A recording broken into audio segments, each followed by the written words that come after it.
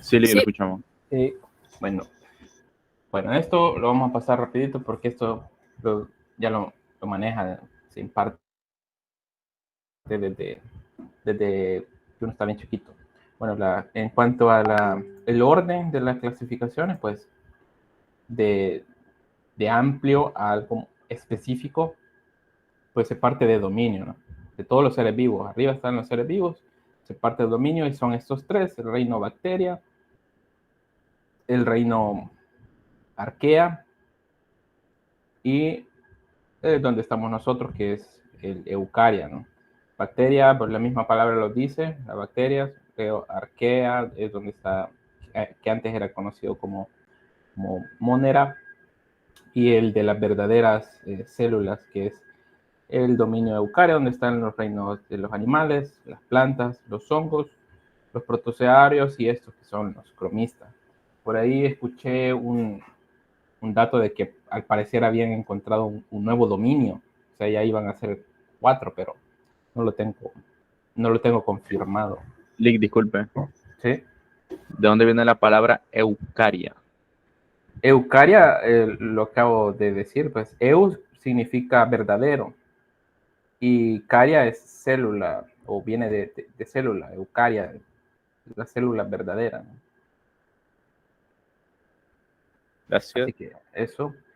Entonces tenemos que, básicamente, pues tenemos desde el reino, hay subdivisiones o subreino, dependiendo de la especiación de cada uno de los clados, de las especies, hablando así más a detalle, en las cuales se subdividen. Las más importantes son estas que están aquí, son 7. Son filum para animales, o sea, el filo, y división para plantas. Y de ahí se subdividen en sub o super. En este caso, las clases, superclase, subclase. Si están muy ramificadas en esos clados, pues se puede llegar a especializarse. Y es por eso que algunas presentan subclase o infraclase o superclase y así en cada uno.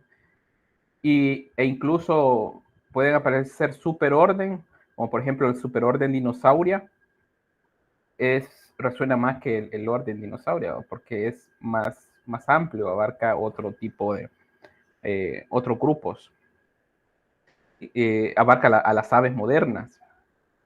Entonces tenemos la forma de escritura de los nombres científicos, que se basa en una nomenclatura binomial, que es básicamente lo que dejó Linneo, este sistema para dar nombres a todos los organismos. Es como decir nombre y apellido, y arroja información. Ya lo vamos a ver. Estos nombres científicos, qué tipo de información nos da. Cada especie se le da un nombre de 2 palabras y está en latín. Siempre, aunque sean descubiertas en Rusia o nuevas especies descubiertas en Japón, en China, en Mongolia, en África, siempre va a estar latinizada, siempre va a estar en latín. ¿Por qué en latín? Porque es una lengua considerada una lengua muerta, que tiene bien claras sus reglas gramaticales, bastante claras, y no cambian. O sea, no es como el inglés o el español, que se están agregando palabras nuevas o modismos o cambios semánticos. No, el latín está muerto. Entonces está estático y bien establecido. Y llegamos a el género y especie. Incluso después de especie está una subespecie. Y cuando ya es manipulado por el humano, por ejemplo, se da mucho en animales domésticos o en plantas, existen variedades. Pero eso ya es alteración humana, ¿no? Variedades de mango, por ejemplo, un mango de tal clase, ¿no? Clase entre comillas, no esta clase, ¿no? Sino que variedad. ¿Qué variedad de mango hay?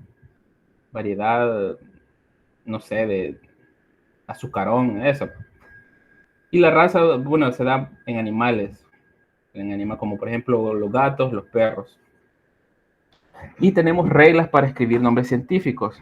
Y esto sí, señálenlo, porque si en un examen les pregunto y que escriban un nombre científico y no van con las reglas, eso está malo. Esto es de rigor. Reglas para escribir nombres científicos. Están fáciles. Básicamente es esencial entender que el nombre científico es de una especie, sea cual sea el ser vivo, actual o fósil, se compone de dos partes, género y especie, lo que se conoce como una nomenclatura binomial utilizando el latín. Número 1, el género debe ir seguido del nombre de la especie. Siempre primero el género y después la especie. Todos los nombres deben ir en cursivas. Si se escribe a mano, debe subrayarse. Si hay una subespecie, debe escribirse en cursivas también. No escribir en mayúsculas nada más que la primera letra del nombre del género. En este caso, Pinus silvestris. La primera letra en mayúscula, los demás en minúscula, luego la especie, todo en minúscula. Está fácil, ¿verdad? Mínimo debe tener 2 letras cada nombre para nombrarse. 2 letras, 2 letras. Ya vamos a ver unos ejemplos. Como una regla secundaria, es necesario colocar el nombre de la autoridad que ha identificado la especie. Por ejemplo, aquí la L es de Linneo. Este Pinus silvestre fue identificado por Linneo. La letra L de Linneo no va en cursiva, solo va en mayúscula la primera letra, como en este caso. Eremotherium laurilardi, el perezoso gigante, por Lund, 1842. O el Tyrannosaurus rex, descrito por Osborn en 1905. El nombre de la autoridad. Para contextualizar si se está hablando de un clado o una especie extinta, se agrega el símbolo de la cruz. Aquí está otro ejemplo, ¿no? Del Myrtus communis, el nombre científico de la rayán. La primera letra de género mayúscula y las demás todas en minúscula. Solo la primera del género va en mayúscula. Si lo escriben a mano, subrayado. Solo el género, la especie y la subespecie si procede, la subespecie, contribuyen a la taxonomía, a la nomenclatura científica binomial estándar. Por ejemplo, tenemos el tigre, dominio Eucaria. Núcleo es, mira, el nombre de Eucaria es verdadero núcleo, no es célula, es núcleo. Verdadero núcleo, Eucaria. Ahí está. Reino animalia, ahí van todos los animales. El filum Chordata, ahí van todos los vertebrados. Clase Mammalia, ahí van todos los que tienen pelo y glándulas mamarias. Orden Carnívora, incluye todos los tipos de carnívoras. Familia Felidae, ahí van los gatos domésticos y salvajes. Y el nombre científico que incluye el género y la especie. Panthera tigris. Pantera es una categoría de gatos grandes y rugosos. Y tigris es un cierto tipo de gato grande que caza y que es salvaje.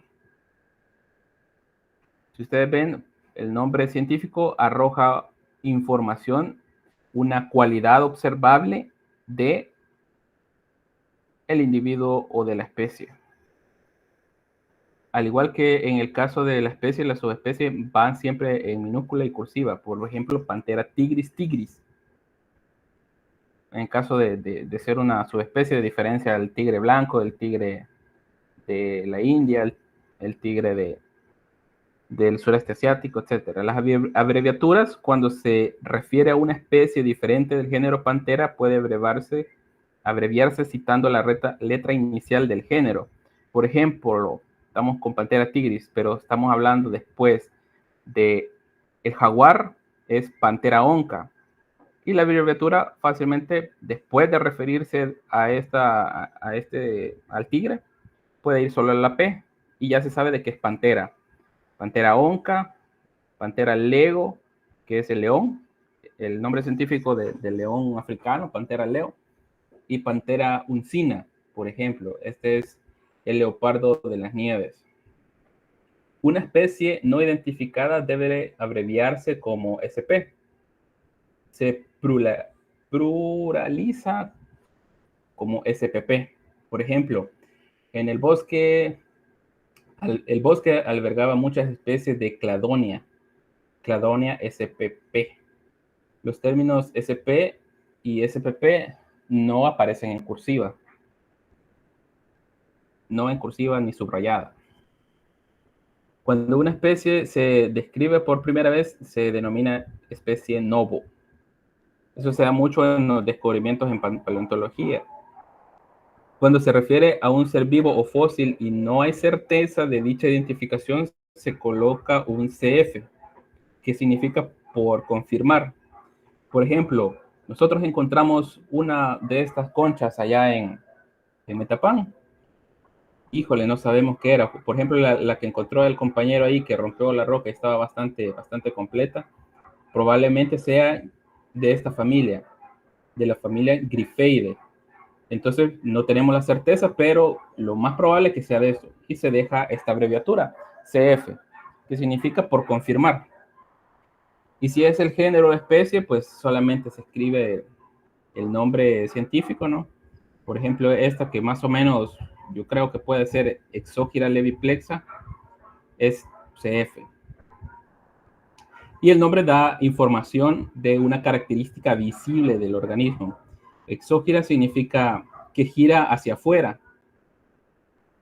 Leviplexa significa pues levemente, que levemente gira hacia afuera.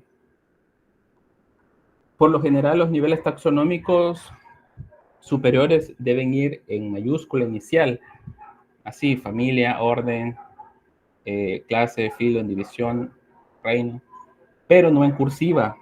En cursiva solo va el nombre científico, género y especie, subespecie. Sin embargo, hay algunos casos especiales. En las bacterias y hongos, los virus también deben ir en cursiva a nivel de familia. Pero nosotros no trabajamos con bacterias ni hongos, ni mucho menos con virus. Y aquí señalo, por ejemplo, Phylum es lo que cambia este nivel, el nivel botánico y zoología, división. Y las terminaciones, que son ¿cómo se llaman? Los sufijos. Para zoología es familia y subfamilia, DAE y NAE, respectivamente. Y para botánica siempre va a ser SEAE y DEAE, siempre. Así tenemos la familia Elephantidae. Ahorita vemos lo de la pronunciación, porque este es latín y tiene ciertas características de pronunciación. Elephantidae o Elephantinae, Elephantine. Y aquí en este caso de las araucarias, la familia Araucariaceae o la subfamilia Araucarioideae. Y aquí les muestro un video, espero que se pueda ver, me confirman si se escucha. Sí, se escucha. Sí. Perfecto.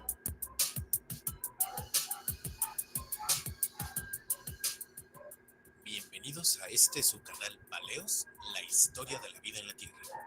En esta ocasión les traemos una pequeña guía a la pronunciación de algunos nombres científicos.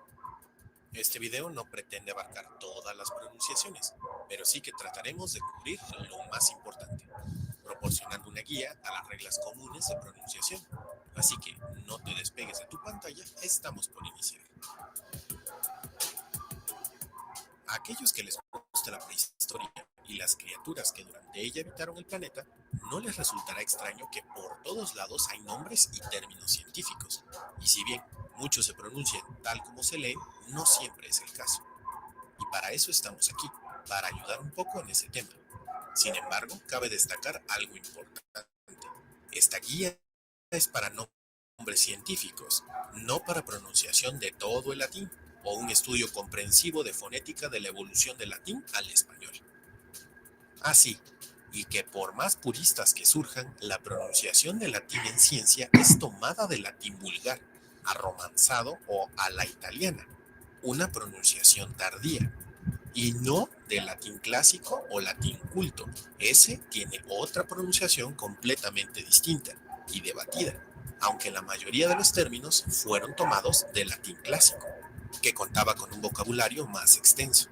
Habiendo aclarado esto, empecemos con los diptongos. Un diptongo está integrado por dos vocales que se escriben y pronuncian juntas en una sílaba. Un ejemplo de diptongo lo encontramos en la palabra tierra, donde el diptongo lo hallamos al principio, en tierra, estando formado por las vocales I y E. En nuestro idioma, la mayoría de las vocales se pronuncian en un diptongo, pero en latín no es el caso, hecho por el que, al leer nombres científicos, nos genera confusión. Los diptongos latinos, donde no se pronuncian ambas vocales, son AE y OE. En ambos casos se pronuncia como E.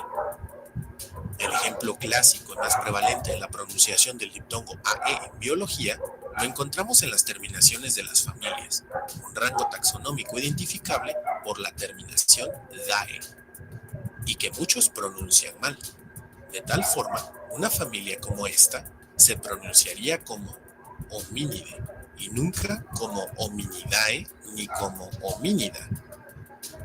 Un caso que genera confusión con los diptongos es la terminación de algunas familias de plantas, especialmente porque antes del diptongo AE encontramos otra E. Por ejemplo, en la familia del pasto, Poaceae. Aquí la confusión reside en creer dos cosas incorrectas. Uno, que el diptongo EA se pronuncia como A, cuando en realidad se pronuncia tal cual, EA. 2. Creer que este es el diptongo, cuando en realidad se trata de este otro. Dado lo anterior, una familia vegetal se pronuncia como Poaceae y no Poaceae o Poaceae. Un tip para identificar el diptongo real es mirar la palabra e identificar el último que está escrito, ya sea al final de la palabra o antes de otra sílaba. Ese es el diptongo verdadero. Esto funciona en nombres científicos de maravilla. Vean, por ejemplo, estos nombres de familias vegetales.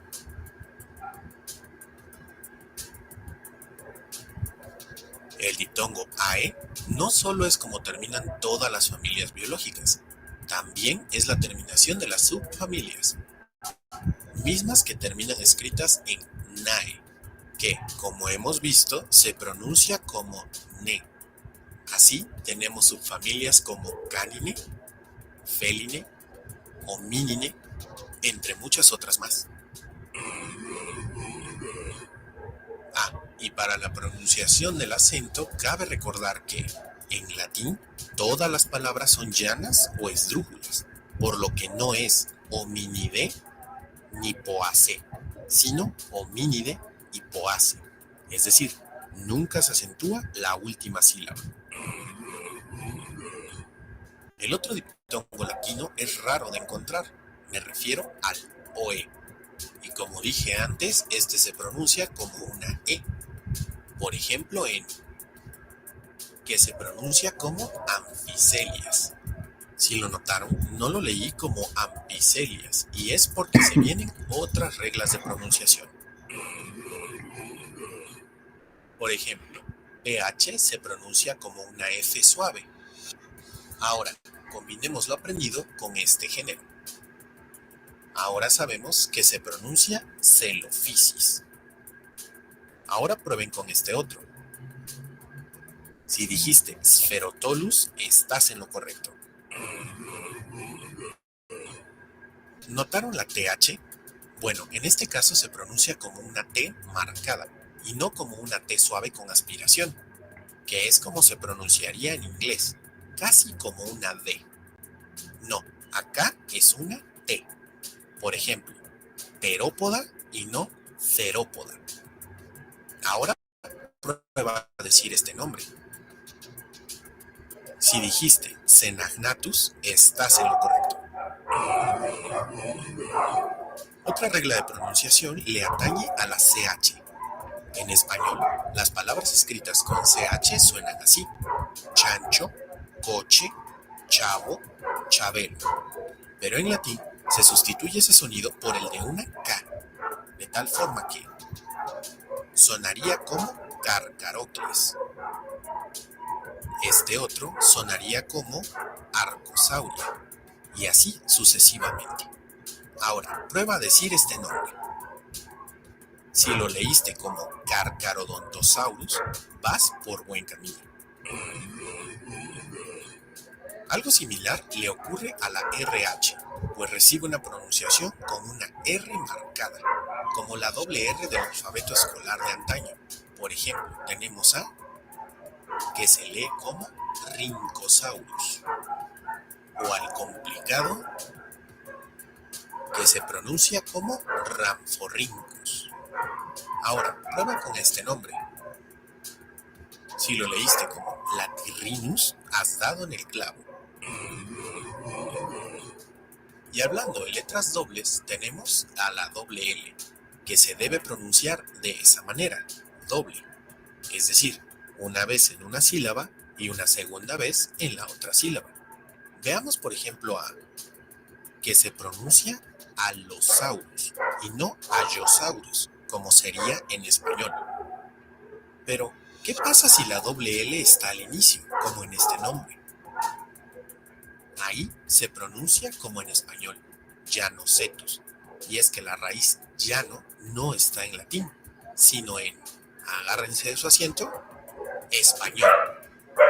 Significa ballena de George Llano, un apellido de origen español. La clave para darnos cuenta si es latín o no es simple. En latín no hay palabras que inicien con doble L, pero sí aquellas que la poseen intermedia, como labellum, gallus, filum, entre otras. Aunque hay que mantener siempre el ojo abierto en búsqueda de nombres que no deriven del latín, como Mantelisaurus, pues su raíz inicial viene del apellido inglés Mantell, o como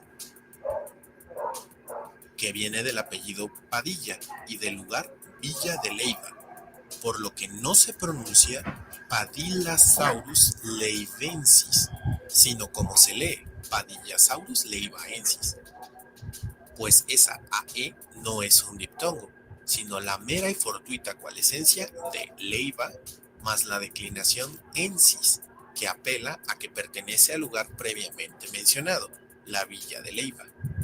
Otro clásico en este sentido es que podríamos pensar que se pronuncia Leelinasaura, pero no es el caso, pues el diptongo EA no es latino, sino inglés, así como también la doble L, ya que deriva del nombre propio, que se pronuncia Lielin, así que queda como Lielinasaura.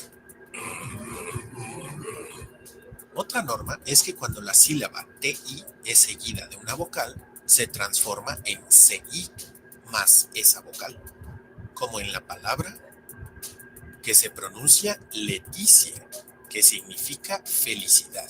Y sí, es el origen del nombre propio de Leticia. Los ejemplos de esta pronunciación en nombres científicos son escasos, pues casi siempre el TI más la vocal son un producto de coalescencias fortuitas, como en este caso, ya que es producto de Camelot más la A, que indica pertenencia a ese lugar, de Camelot. Nombre que para evitar confusiones lingüísticas pudo haber quedado como Camelotensis, pero dado que es femenino, es un género y no es masculino, quedó como Camelotia. O como en Anavisetia, que es en honor a Ana María Bisset, por lo que no sería Anavisesia. La lección, buscar siempre el significado para asegurarnos de que la raíz es latina y poder emplear estos consejos de pronunciación. Yo aquí les dejo lo que acabamos de ver en el video, se los dejo resumidos aquí. Y sería bueno pues tener una práctica o que ustedes practiquen la pronunciación de nombres científicos.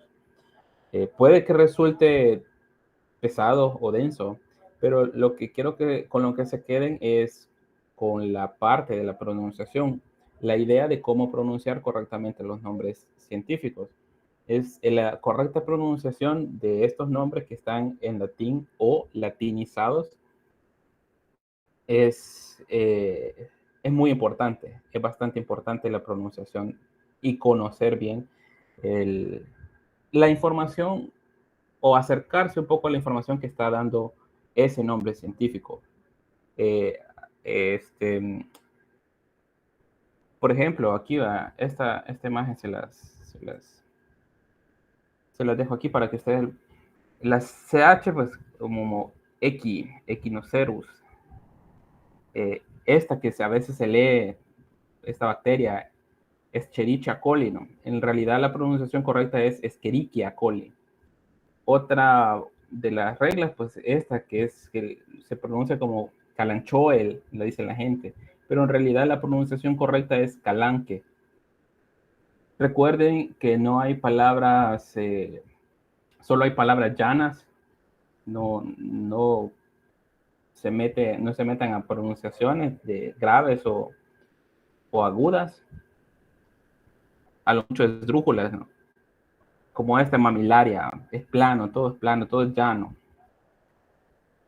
En cuanto a los nombres científicos, algo muy importante a considerar es que están prácticamente constituidos por prefijos y sufijos.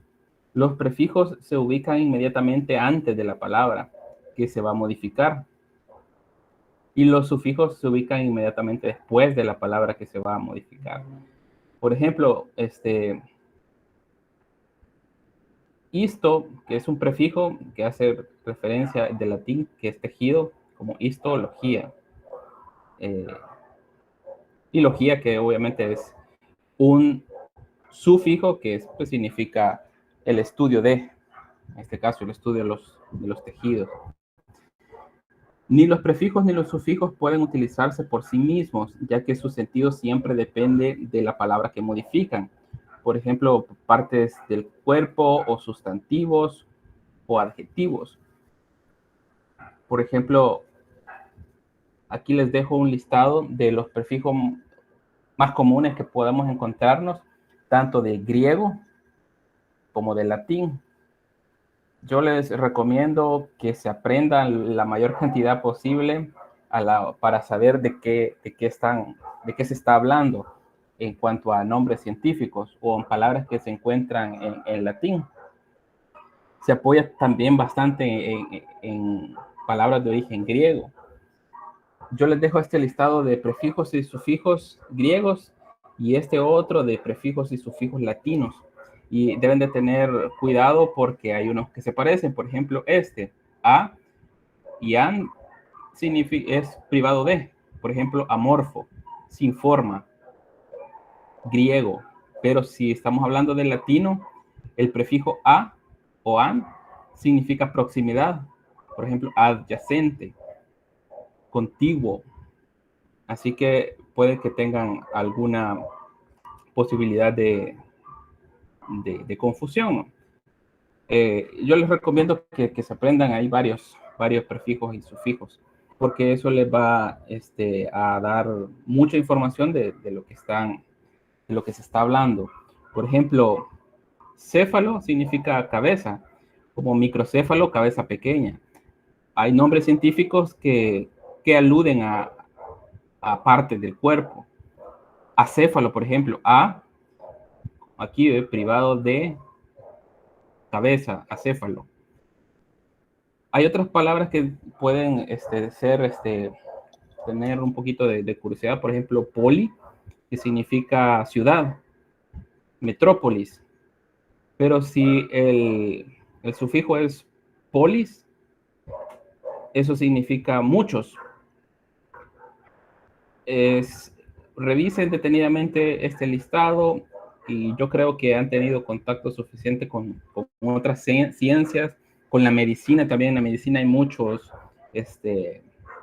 mezclas de prefijos y sufijos que en realidad creo que pueden tener ya bastante claro. Por ejemplo, el prefijo ex, que ha dejado de ser. Por ejemplo, excedente.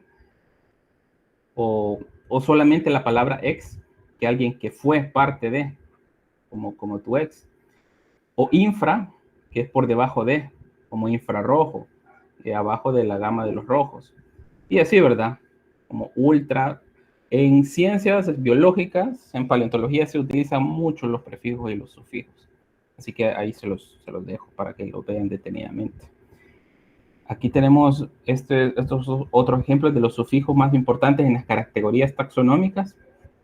Por ejemplo, en plantas, fito, fita, micota, en hongos, clase, ópsida, como las liliópsidas, en algas, las fisias, y en hongos los picetes. Los que más vamos a estar manejando pues son familias, subfamilias de animales y de plantas, estos dos. Tenemos también los adjetivos. Los adjetivos son palabras que resaltan una cualidad, una característica del sustantivo. El sustantivo es el nombre, un nombre. Da más información sobre él y muchas veces modifican el significado. Y por ejemplo, tenemos adjetivos calificativos, adjetivos descriptivos, y aquí tenemos estos ejemplos: alto, grande, amarillo, útil, emplumado, seco, oscuro, pequeño, profundo, afilado, fuerte, elegante. Todos esos son adjetivos. O sea, son, si ustedes se fijan, son cualidades de algo. Por ejemplo, un sustantivo, mesa, una mesa grande, modifica al sustantivo. Eso se mira mucho en los nombres científicos. Por ejemplo, ¿qué otro ejemplo? Por ejemplo, cabeza es un sustantivo, pequeña. Nosotros en el latín no profundizamos, no vemos el vocativo, el acusativo, solamente nombramos. Entonces estamos utilizando la parte nominativa. En el latín existen 3 géneros para referirse: el masculino, el femenino y el neutro. Y aquí tenemos unos ejemplos de formas y declinaciones. De los más reconocidos o los más utilizados es la terminación us para referirse a algo masculino, la terminación a para algo femenino y la terminación para algo neutro. También tenemos esta otra declinación, para algo masculino, y estas dos que se mantienen. Por ejemplo, níger es negro. Nigra, terminación en a, es negra. Y nigrum, que hace referencia a negro o negra, dependiendo, básicamente son objetos. Entonces tenemos este ejemplo, que aparte de los géneros tenemos pluralidades y singularidades. En singular, hablando de algo bueno, nominativo, masculino, bonus, femenino, bona, y bono en neutro. Y en plural, pues tenemos boni, como en el plural italiano, ¿no? Femenino, bone, y el neutro, bona. Nos quedamos básicamente a este nivel. Si ustedes quieren saber más de gramática del latín, aquí les dejo un enlace para que puedan hacer alguna invocación ahí o dar misa. Y aquí unos ejemplos. Todos los colores son adjetivos. Todo lo que habla acerca de tallas, tamaños, si es grande, pequeño, mediano, es un adjetivo. Y si son cualidades, como por ejemplo peludo, seco, gordo, etcétera, pues ya son adjetivos descriptivos. Y aquí tenemos un ejemplo de neutro, por ejemplo, el blanco, por ejemplo. El álbum en neutro, masculino albus, alba en femenino. Y aquí tenemos a Tito Alba, la lechuza común. Por ejemplo, el Staphylococcus aureus significa dorado. Aureus está en masculino, el aureus. Tenemos este otro, el grisáceo, el cinereum, cinereus, cinerea, es grisáceo, y ese el Phascolaretos cinereus, ese es el nombre científico del koala. O sea, está dando información de que este individuo es gris. Algunos otros que los vemos en paleontología: sauria significa lagarto, therium significa bestia, Amonita, pues hace referencia al cuerno de Amón. Ictio, pez. Podo, pata. Cauda, cola. Encéfalo, cabeza o céfalo. Gularis, garganta. Longi, largo. Brevis, corto. Magnum, grande. Y así podemos tener nombres científicos como esto. Y esto va a ser una parte de la evaluación del parte del examen práctico, ¿no? El crear un nombre científico de un individuo hipotético, ¿no? Como por ejemplo este reptil fácilmente se le puede llamar Chlorocephalus, porque está diciendo de que tiene una cabeza que es verde. O este otro que el leuco, que significa blanco, como los leucocitos, ¿no? Los glóbulos blancos, leuco, y gaster, que significa estómago. O Atrocephalus, cabeza negra, o melanogaster, panza negra o estómago negro. Existe una gran cantidad de colores, de nombres de colores, de adjetivos a colores, que se lo voy a pasar en un listado porque son muchos, para que ustedes los tengan también presentes a la hora de poder entender y comprender a qué está haciendo referencia, por ejemplo, atro, melano, o leuco, o cloro, etc. Y este nombre científico es bien fácil. Asteria rubens. Rubens significa rojo, así tal cual. Y Asteria, pues el nombre lo dice, es una estrella. Si ustedes ven el nombre científico, está diciendo pues la cualidad más grande y evidente de este organismo. Es una estrella roja. Fácil. Y aquí tenemos unos ejemplos de nombres científicos cortos, por ejemplo, este que decíamos que mínimo 2 letras para nombre. Tenemos Ia-Io, por Thomas en 1902. Ia del personaje mitológico, de este personaje mitológico, y de el griego Ia, que significa grito, y el nombre es el nombre científico de este murciélago.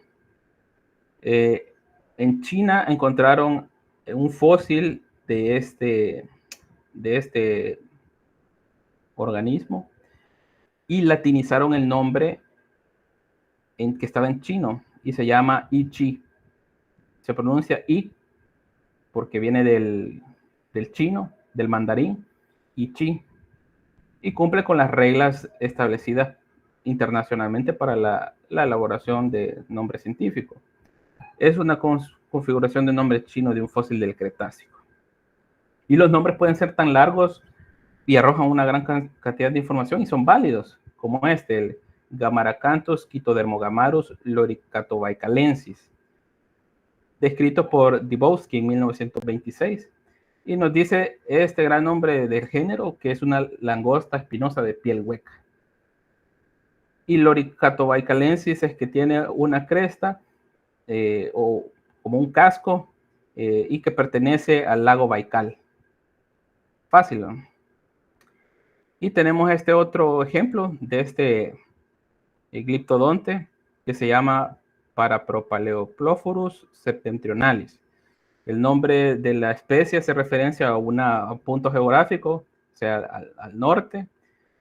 Y Parapropaleoplophorus significa un desglose de Oplophorus, que significa portador de un gran escudo. Paleo, que es antiguo.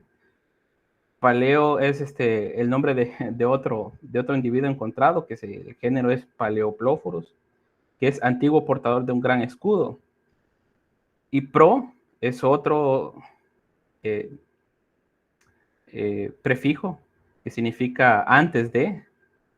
Fue otro fósil encontrado, el Propaleoplophorus, que es anterior al antiguo portador de un gran escudo. Y para, que significa a la par o próximo a. Entonces el nombre científico de este es que está a la par del anterior al antiguo portador de un gran escudo del norte. Da una gran cantidad de información. Y este es el nombre científico más largo de todos los que existe actualmente. El nombre de una bacteria, de un Myxococcus, y le doy un punto a quien me lo diga de corrido. Y en el primer intento. Mixococcus, ya, A ver, decirlo. Mixococcus Janfire. A ver, Bueno, un punto menos entonces. ¿cómo se pronuncia? No lo puedo pronunciar, solo los que saben. Eso es de una localidad de Noruega, si no estoy mal. Y bueno, tenemos, quizá ya para ir terminando, esto. Existen estos documentos que son el Código Internacional de Nomenclatura Zoológica y el Código Internacional de Nomenclatura para Algas, Hongos y Plantas.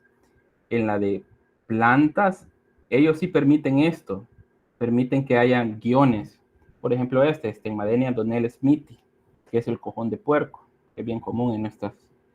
Si ustedes ven que el nombre científico tiene un guión, entonces ya saben, eso es una planta o un alga, pero animal jamás.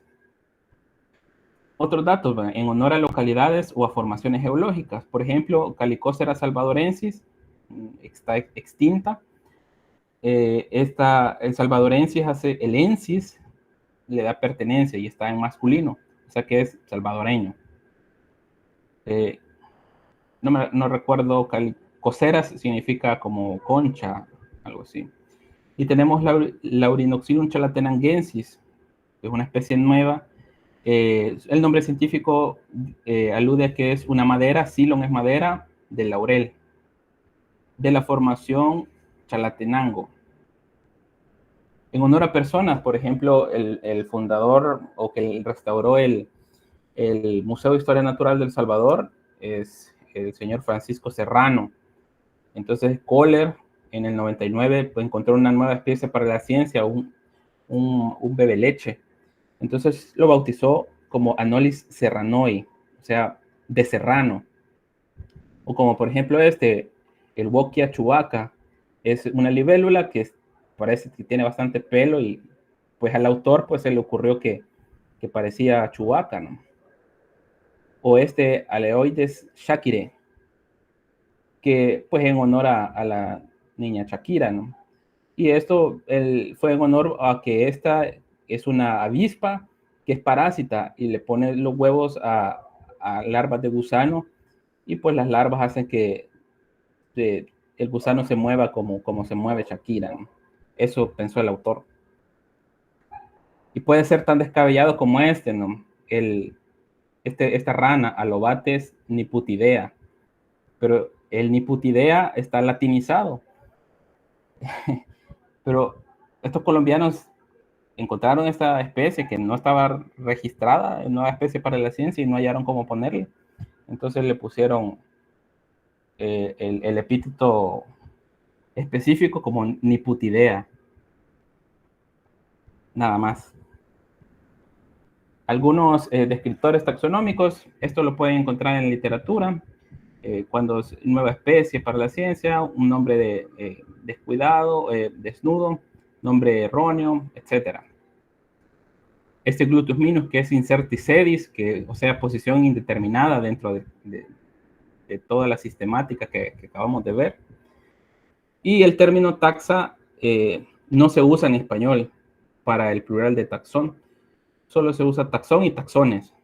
Eso es algo que se da frecuentemente el utilizar taxa, pero es un nombre, es para el inglés. Y finalmente, ¿qué es lo que veíamos ahora? Los parataxones.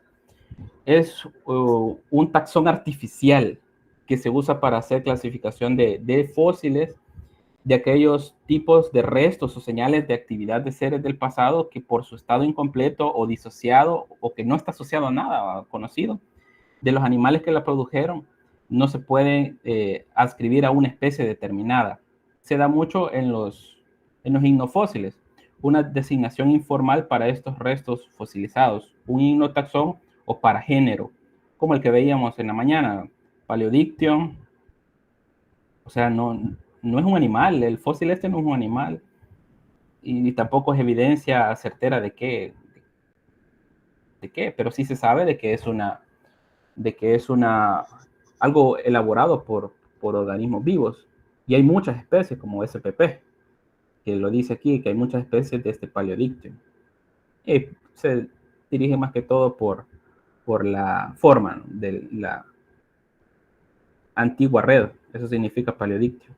Spherulitus no se sabe a qué se está asociado, a qué organismo, pero el nombre, si ustedes lo asocian a algo, pues está claro, ¿verdad? Litus, roca, esfero, es una roca esférica. Los talacinoides, estos que veíamos en la mañana, pues están hechos por muchos organismos, pero tienen una forma definida. Y eso hace que tengan su propio ignotaxón o paragénero o parataxón. Y ya dijimos que tenían forma de planta marina. Y tenemos este otro como ejemplo, que es Dadoxylon o Agatoxylon, que es un fruto de unas parecidos a los pinos, pero no se sabe a cuál. Entonces solamente queda como un parataxón. Vamos a llegar hasta aquí. ¿Qué les pareció? ¿Está complicado la pronunciación de nombres científicos o está... ¿Cómo lo ven? Más bien está bastante Está largo. complicado. Sí, la verdad que no se preocupen por la pronunciación así certera, pero sí por la escritura. La escritura sí tiene que ir. Básicamente todo se resume a esto de aquí, en cuanto a la pronunciación y a la escritura. Ahora repasen esta presentación. Faltan algunas diapositivas. Faltan algunas. Llegamos hasta aquí, hasta la 42 de 55. Se la voy a pasar y procuren tener claridad del uso de los adjetivos, de los sufijos y prefijos, porque de ahora en adelante ya nos metemos a la parte de los grupos biológicos. Ya estamos hablando de nombres extraños y por lo menos hay que tratar de atinarle de qué estamos hablando, ¿no?, para no estar tan perdidos. Así que tómense su tiempo para leer estos cuadros, más o menos guiarse con esto y se les va a facilitar bastante. ¿Tienen alguna pregunta, comentario? Sí, por lo menos para nosotros darle un nombre a alguna especie, lo que mencionó usted, si vamos a tener como algún repaso o hasta aquí va a quedar. Baja en esa parte. Sí, podemos tener un repaso. Recuérdense de que yo estoy disponible también los martes, por si quieren que nos sentemos a ver algunos ejemplos eh, y repasar, ¿verdad? Sí, tengo una otra consulta. Diga. Con el tema de la nomenclatura botánica, se le coloca el género, la especie y el botánico, ¿verdad? Y con el tema por ejemplo, del jaguar, que sería se deja únicamente como Panthera onca. Sí, esa es la especie del jaguar, el de Mesoamérica. Sería solo así, Sodoba. Sí, Panthera onca. ¿Cuál era? Sí. Este es el nombre científico.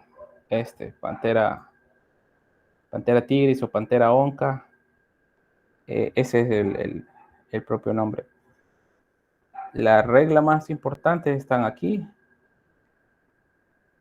Si conocen la autoridad, se agrega y sin estar en cursiva. Este es el ejemplo perfecto de cómo están bien escritos los nombres científicos. Puede que por error de dedo solo le pongan una I aquí y no pasa nada, error de dedo. Pero las reglas, estas sí se tienen que respetar.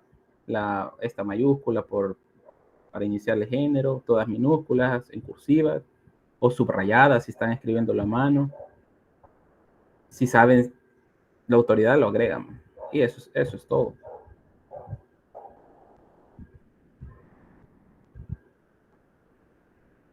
Entonces,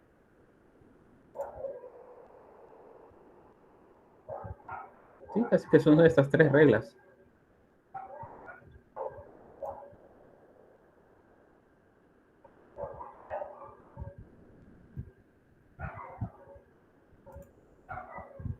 Bueno, si no hay más comentarios, ¿quién se rió? Douglas.